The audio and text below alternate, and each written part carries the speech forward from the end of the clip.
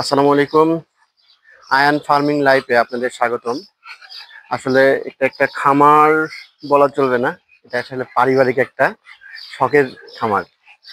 এখানে আপনারা রেগুলার যে খামারের রেগুলার কাজগুলো, প্রতিদিনকার যে আসলে অ্যাক্টিভিটি, এগুলো আপনারা এখানে পাবেন। সবচেয়ে ইন্টারেস্টিং বিষয়, আমি খামারটা আসলে কেন শুরু করেছিলাম, আমার খামারের পরিচিত বা পরিচয় কি। আসলে খামারের পরিচয় দেওয়ার মতো তেমন কিছুই নেই। আসলে খামার শুরু করেছিলাম, আসলে ইন্টারেস্টিং বিষয় একটা বলি। এখানে আমি একটা জব করতাম, পাবনাতে একটা জব করতাম। তো জব 2023 সালে জব আসলে খুবই ক্রিটিক্যাল একটা জব হয়ে গিয়েছিল। এখানে পলিটিক্যাল একটা ইস্যু হয়ে গিয়েছিল, যেটা হচ্ছে লোকাল পলিটিক্যাল পার্সন। তো লোকাল পলিটিক্যাল এক নেতার ভাইয়ের সাথে মোটামুটি ভালো একটা ঝামেলা তৈরি হয়েছিল। তো ভাবছিলাম যে আসলে এখানে আর চাকরি করবো না। তো চাকরি যেহেতু ছেড়ে দিব, তো চাকরির পাশাপাশি বা চাকরি ছেড়ে দেওয়ার পর আসলে কি করব, ওই সেন্স থেকেই তো ভাবলাম যে আসলে একটা কিছু করি, দেখি পার্ট টাইম হিসেবে কিছু করা যায় কিনা। তো সবকিছু ফাইনালি ডিসিশন নিলাম হচ্ছে চীনা হাঁসের খামার করব। তো চীনা হাঁসের খামার করব। চীনা হাঁস খামার করার আগে অনেক এই শেডগুলো আসলে অনেক কাজ আমি নিজেই করেছিলাম। যেমন এখানে বাউন্ডারি দেওয়া আছে, তারপরে বাউন্ডারি দেওয়ার পরেও কিন্তু আমি টিন দিয়েছি। টিন দেওয়ার একটাই কারণ, আসলে এখানে যে বাইরের কোনো মানুষ বা বাইরের হচ্ছে পশু পাখিগুলো না ঢুকতে পারে ইজিলি। এখানে ঢুকলে যে সমস্যাগুলো হয়, আসলে বেজি বা অন্যান্য পশু পাখি যেন না ঢুকতে পারে, এই জন্য আসলে এটা দিয়েছিলাম। আর আপনারা, আর একটা বিষয় আমি বলি, যে পলিটিক্যাল ইস্যুর কথা বলছিলাম। লোকাল পলিটিক্যাল পার্সনের একটা ভাই, যার সাথে আসলে মূলত একটু ঝামেলা হয়েছিল, যার জন্য রাগ করে আসলে চাকরিটা ছেড়ে দিয়েছিলাম। পরে বাই দ্যাট টাইম আসলে ওই সময় আমার যে সিনিয়র, আমার বস, উনি আমাকে আসলে আমাদের হেড অফিসে পাঠিয়ে দেয় যে তুমি এখানে জব না করলে হেড অফিসে করো। তো তখন আমি আসলে হেড অফিসে জবটা করি, কন্টিনিউ করি ঢাকাতে। পরে আবার এখানে তারা নিয়ে আসে, বাট তখন অলরেডি খামারটা শুরু হয়ে গেছিল, তখন আর বন্ধ করতে পারিনি। ওইভাবে আর কি চালাচ্ছি, ওইভাবে আসলে কন্টিনিউ হয়ে যাচ্ছে। তো ভালো লাগছে খামারটা করে, আসলে খুবই ভালো লাগে। এখন এখন এদের সাথে সময় কাটাই, এদের সকাল সারাদিনের অ্যাক্টিভিটিগুলো দেখি যখন সুযোগ পাই। তো আপনারা আশা করি আমার খামারগুলো দেখবেন, এবং বিভিন্ন জিনিস আমি শেয়ার করি ফেসবুকে, ইউটিউবে। আপনি রেগুলার এদের অ্যাক্টিভিটিগুলো জানতে পারবেন। যদি আপনাদের কোনো উপকার হয়ে থাকে, তাহলে এটাই আমার সার্থকতা। কাজে দিতে পারে যদি কেউ খামার করতে চান। তো সেই ক্ষেত্রে আসলে সকালের যে কার্যক্রম, সকালে আমি মূলত দুইটা কাজ করি।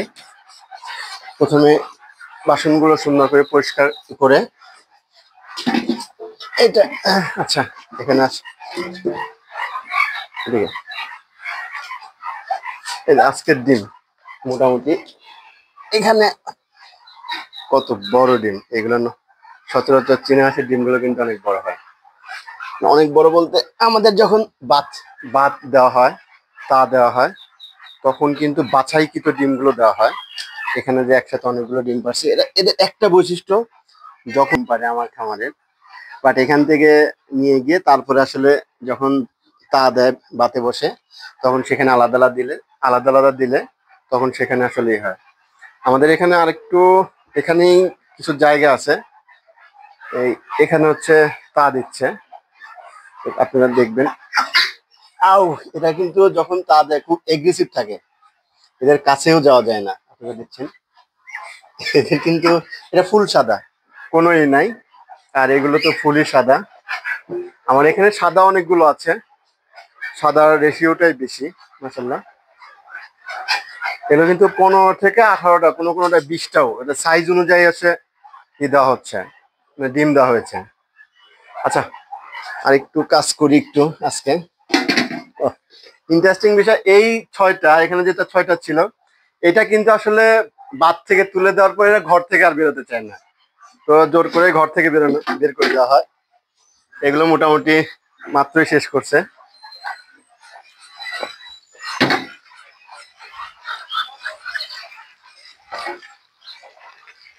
এখানে আমি একটু খাবার দিব এদের।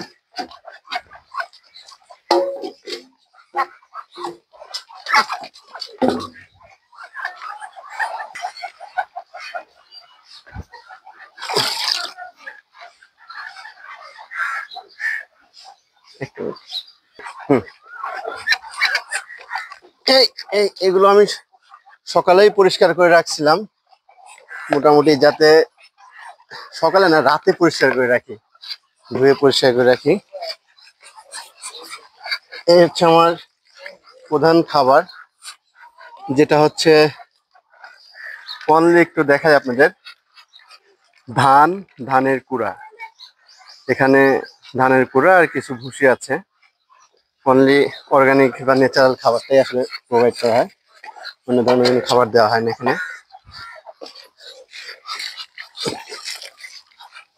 আজকে একটু দেরি হয়ে গেছে খাবারটা দেওয়া, আর একটু সকালে দিলে ভালো হতো। ধান বলতে আমি হাটে যে ধানটা আসলে সবচেয়ে কম দাম সেই ধানটাই আসলে আমি কিনি। মোটামুটি গত সপ্তাহে আমি যে ধানটা কিনেছিলাম 1370 টাকা পার মন। তো এক্ষেত্রে আমার একটু সুবিধা হয়,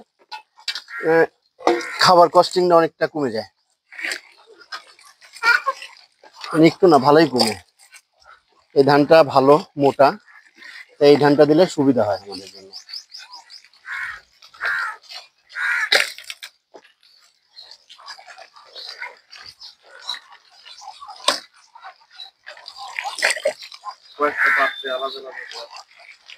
মানে এখানে আলাদা আলাদা দেওয়ার আর একটা কারণ আছে।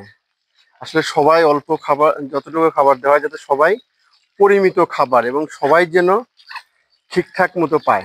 এবং যখন একটা পাত্রে খাবার শুরু করবে ওরা কিন্তু সহজে ছাড়তে চায় না। এই জন্য বেশি পাত্রে আমার দেওয়ার এই একটাই মূল উদ্দেশ্য। বেশি পাত্র দিলে খাবারগুলো সবাই সমান রেশিও অনুসারে পেয়ে থাকে।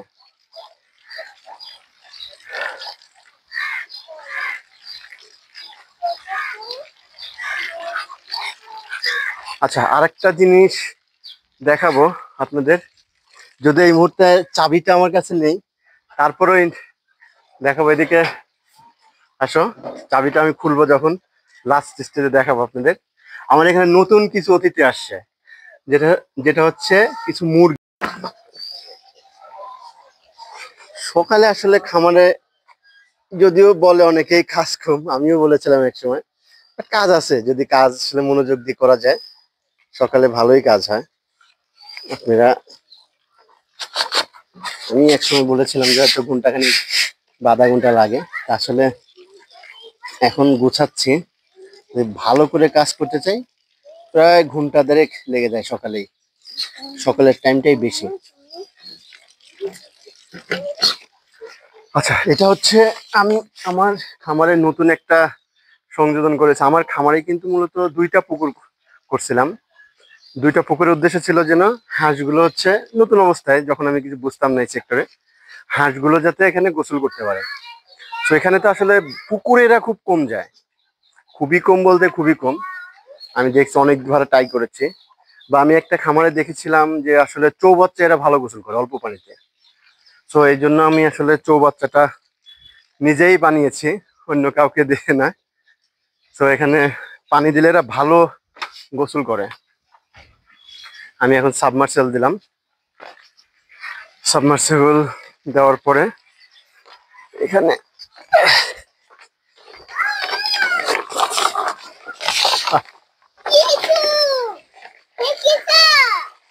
এই যে এখানে দিলাম, পাইপ দিয়ে প্রতিদিন কিন্তু পানি চেঞ্জ করে আমি।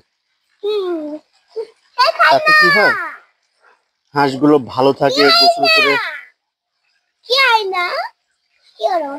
পানি আটকে দিলাম পাইপে। এখানে মোটামুটি যদি আমি 5 মিনিট চালাই তাহলে 5 মিনিটে এটা ভরে যায়। আবার যখন বিকেলে দুপুরে এরা গোসল শেষ করে দেয় তখন কিন্তু আমি মোটামুটি ওটা ছেড়ে দিলেই পুকুরে পানি চলে যাচ্ছে। তো সেক্ষেত্রে আমার খুব বেশি এখানে কষ্ট হচ্ছে না, এখানে যে ময়লাগুলো সেগুলোও চলে যাচ্ছে। আর চৌবাচ্চাটা করতে আমার আসলে মোটামুটি 100 ইট লাগছে, 100 ইট, 1 বস্তা সিমেন্ট, আর হচ্ছে 1 বস্তা সিমেন্ট লাগেনি, আরো অল্পই লাগছে। মোটামুটি বালু লাগছে 3 বস্তা, এইটুকুই লাগছে, আর কিছু লাগেনি। জাস্ট এইটাই ছিল খরচ। আর আমি নিজেই যেহেতু বানিয়েছি এক্ষেত্রে কোনো খরচ হয়নি। আচ্ছা, এখানে আরেকটা জায়গা আপনাদের দেখাবো। এই সাবধানে এসো, একটু আমার ঘরটার একটু অবস্থা খারাপ বর্তমানে।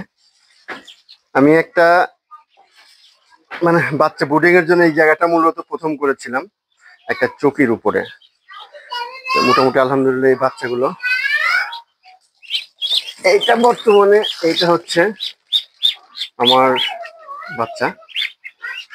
এটা বয়স কিন্তু বেশ 10 দিন হয়ে গেছে। 10 দিনের বাচ্চা দেখেন, অনেক বড় কিন্তু মাশাআল্লাহ। এদের যত্ন যদি ভালো মতো নেওয়া যায়, পরিচর্যা যদি ভালো করা যায়, তো সেই ক্ষেত্রে অনেক ভালো গ্রোথ আসে। এদের গ্রোথটা কিন্তু অনেক ভালো এবং এর ফ্রেশ সাদা একটু দেখাই আর একটু। এটা কিন্তু ফ্রেশ সাদা, মাথায় কোনো ই নেই, ফ্রেশ সাদা অনেকগুলো আছে।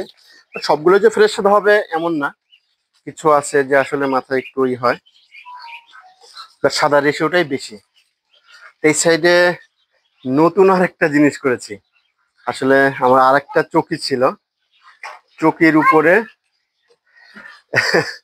দেখতে কিন্তু অনেকটা আপনাদের মনে হবে আসলে মানে মানুষের কবরের কফিন, যেটা দেখলে অনেকে এটা প্রথমে বিষয় মনে করবে যেটা আমাদের মাথায় ধরে, বাট এটা কিন্তু আমার বাচ্চা বুডারের জায়গা।